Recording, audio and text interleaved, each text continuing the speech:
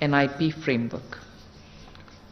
This is the first time in this country you have a national infrastructure pipeline, which actually then makes the job of monitoring, linking with the developers and promoters all fairly well structured and easier. In the last 6 years, infrastructure has been a focus, and you would know of this government also in its previous tenure. And in the last 6 years, on infrastructure by center and by the states, a total of 51 lakh crores, that is about 5 to 6% of the GDP, has been spent on infrastructure. I repeat that, both center and state together in the last 6 years have spent 51 lakh crores, resulting in about 5 to 6% of GDP.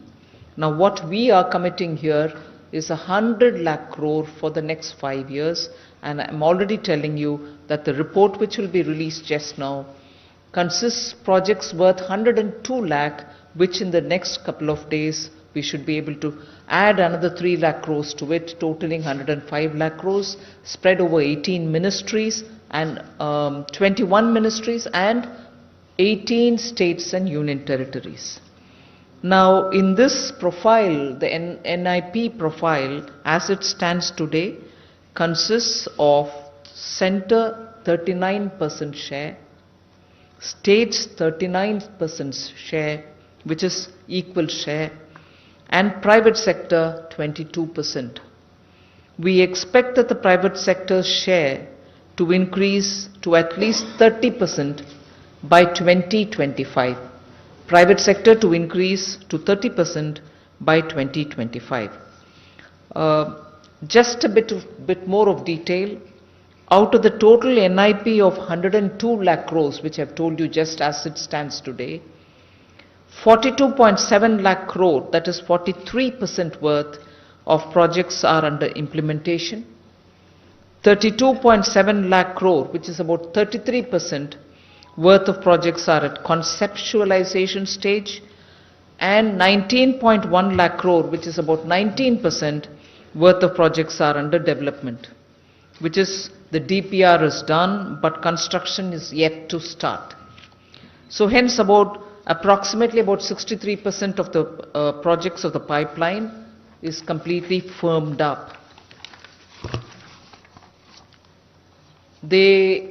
I like to underline the fact that keeping in line with the government's priorities, keeping in line with the flagship schemes of the government, so the infrastructure investment will be very much in alignment with them.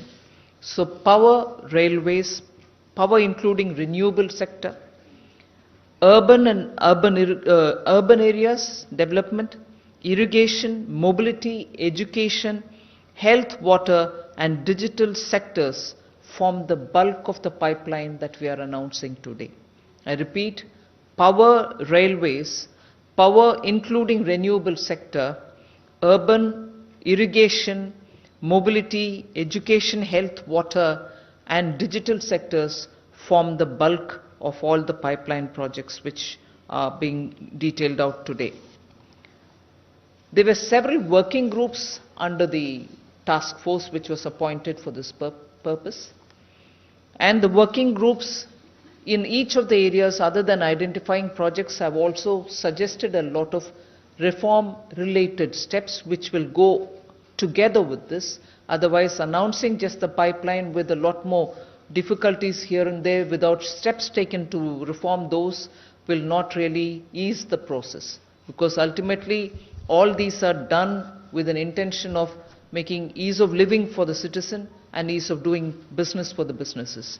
And therefore, some of the suggestions which have come out, given by various working groups, will be taken up with all earnestness, which will look at various aspects of the financial sector, whether it is looking at the bond markets or innovative vehicles like the alternative investment funds, and also instruments like InvITs, which will provide bulk of the debt financing which is necessary for all this purpose.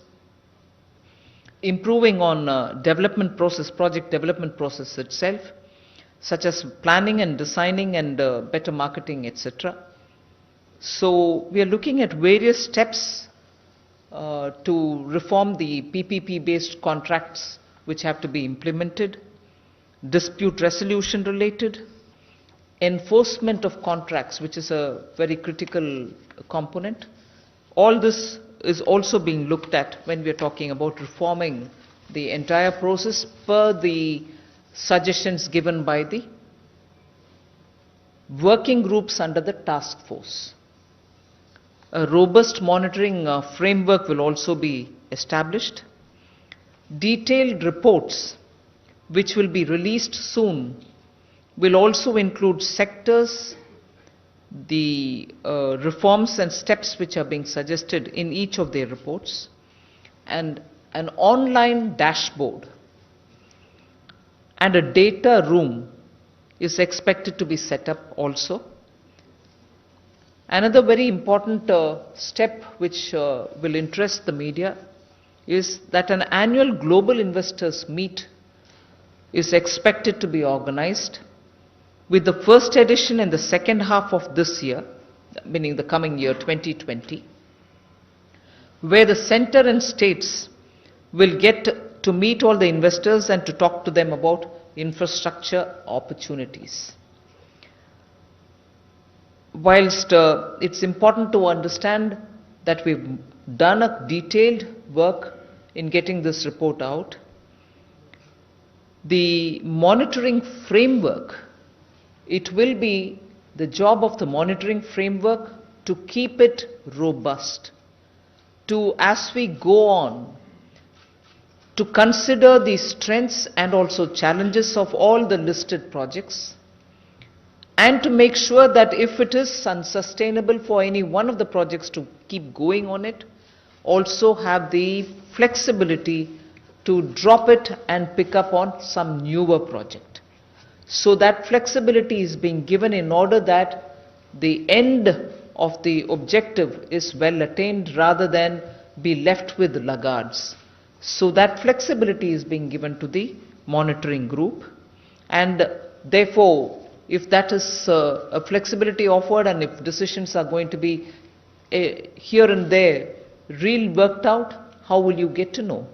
There will be an annual supplementary report issued every year so that you have updated list of projects, most of which will have to be necessarily continuing just in case there is any change in its terms of engagement or conditions. So I'd like to present it. I'm sure we are releasing that document for your consideration. I'm happy to say that the promise which the Prime Minister made during an Independence Day speech of 2019, within the end of this year, we have kept the promise, delivered on it, and the facts are before you for you to analyze it. Thank you. Now we will have the unveiling of first report of the task force.